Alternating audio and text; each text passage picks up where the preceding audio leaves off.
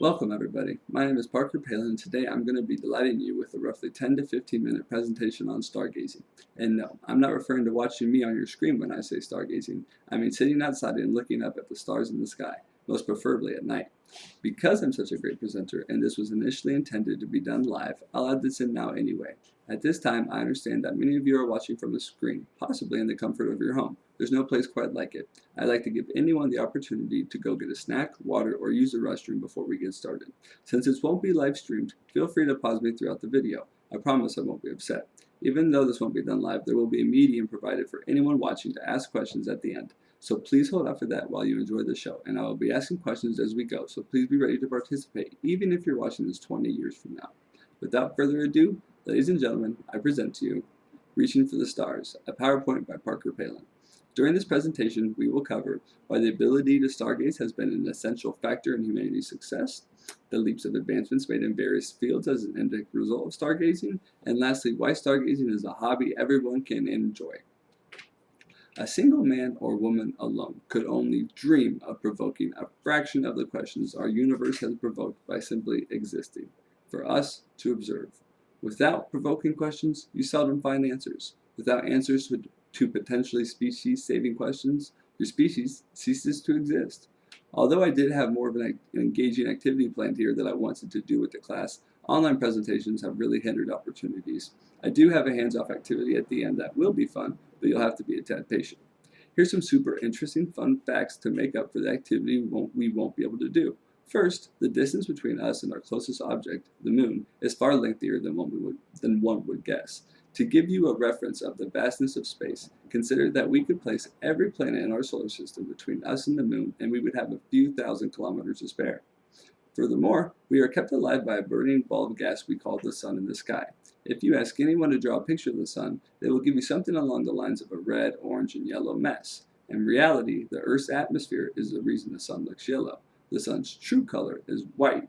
And the real mind blower of a fact, not all stars like the sun are burning balls of gas. The WISC or WISE 1828 plus 2650 is the coldest star ever and sits at a little less than 80 degrees Fahrenheit. You would be a life-threatening species to that planet from your body heat alone. Keeping the facts coming, you'd be the happiest person in the world if you discovered a BPM 37093 star. To be honest, I don't know what those words or letters mean, but this is a star whose core is made of diamonds. 10 billion trillion carats of diamonds to be exact. Now let me ask you, have you ever looked up to the sky and thought to yourself, like, why are we even here, bro? That is because the impeccable size of our universe intrigues our curiosity like nothing else could. Part of our innate goal as humans, besides dominating the planet as a species, has always been to find answers to the mysteries of our universe. I've yet to meet anyone who is not curious as to what is possibly out there, and many people already have their own theory of what lies beyond our sight. Seeking and finding some of these answers, we have often discovered new questions to ask ourselves. You know, like the old expression goes, when one door closes, a trillion more doors come out for us to be reminded that we know nothing. This endless dance of discovering new answers that quickly satisfy before immediately provoking new questions has essentially brought us to where we are today, an advanced society. Advancements have been made as a byproduct from the existence of our universe igniting our curiosity. We'll start with the familiar advancement. Advancements made in technology. Since we are talking about space, it would be wrong to neglect advancements made in the 60s and onward, which can be justifiably contributed to the global race as nations competed to be the first to walk on our glowing skyrock, the moon. Undergoing a never-been-done-before task such as going to the moon required us to indulge in never-been-done-before science.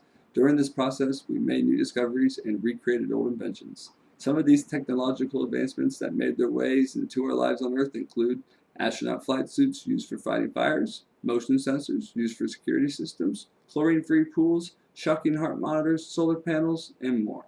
These examples are materialistic items, which some people find no enjoyment in obtaining. Fear not, the stars got your back. Another type of advancement that is more of a personal experience is the spark of creativity one can get while stargazing. As my classmate Clara mentioned in her presentation, being outside helps spark creativity. The type of stargazing I'm talking about today requires one to be outside. If you are someone who wishes your own voice in your head would zip and slip sometime, give stargazing a try. In serene moments like stargazing, the conscious mind quiets down and your subconscious mind can come out and play. This is where your best ideas come from. You can fact check me on this one, but I do remember hearing that Albert Einstein always said his best ideas came when he wasn't thinking about anything. So think about that. Stargazing allows you to become a creative eagle with no predators to fear. There's nothing but your imagination to float through freely, and that will never hurt you. A stargazing experience can also foster inspiration and imagination, alleviate stress, and increase happiness. That's fun, but let's make stargazing advancements even more interesting.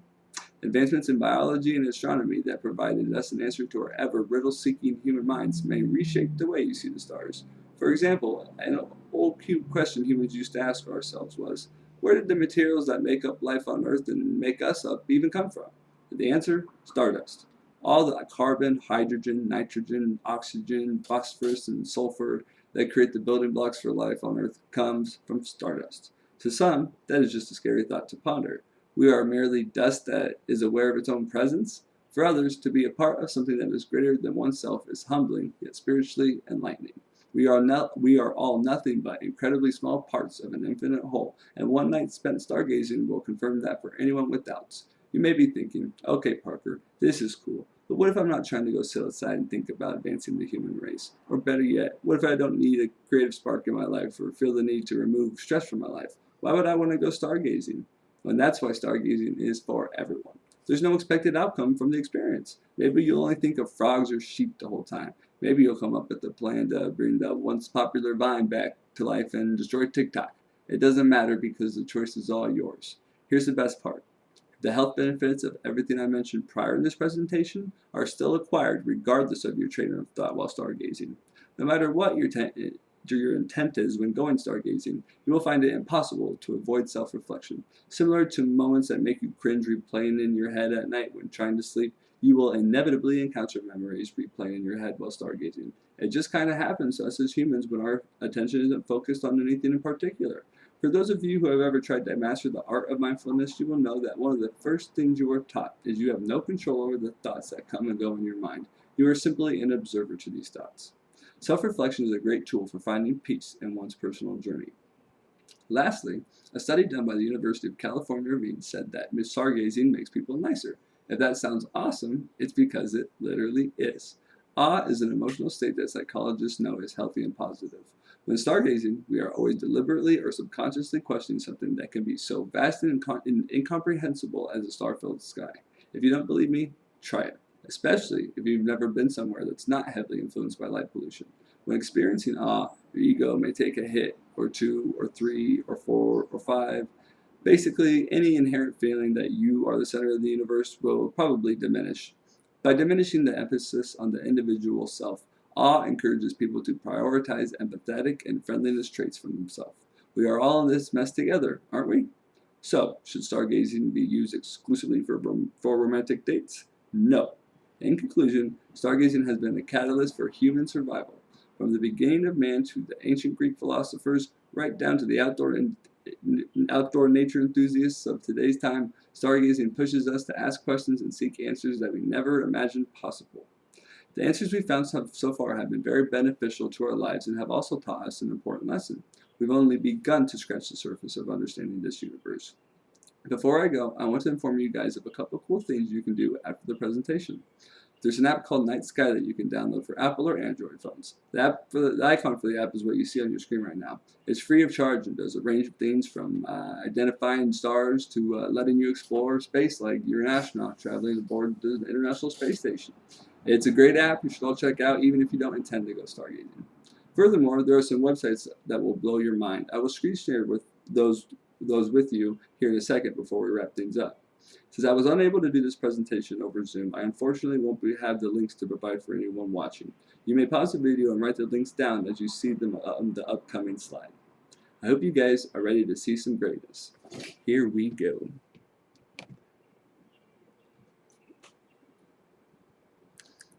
The first link takes us to a web page that gives a basic outline of what we have mapped out as our observable universe, and you can zoom in on any part you'd like to. And I'm not too well versed in the astronomy world, but I do believe these are all their own galaxies. Like, for example, we would be in one of these little dots, and that just kind of shows you how big the universe is. And then this website zooms in on whatever was one of those little dots we were, the Andromeda Galaxy. This whole thing is the Andromeda Galaxy, and we are somewhere within this. And if you just zoom in, you will get a little glimpse of just how many stars fill the sky in space. Well, folks, that is all for the presentation. I hope you enjoy it. I thank you for your time, and I hope this encourages you to go stargazing if you've never tried it. And I hope you all have a great rest of your day. If you have any questions, you can email me at parkerpalin97@gmail.com. Again, that's parkerpalin97@gmail.com. All right, thank you very much.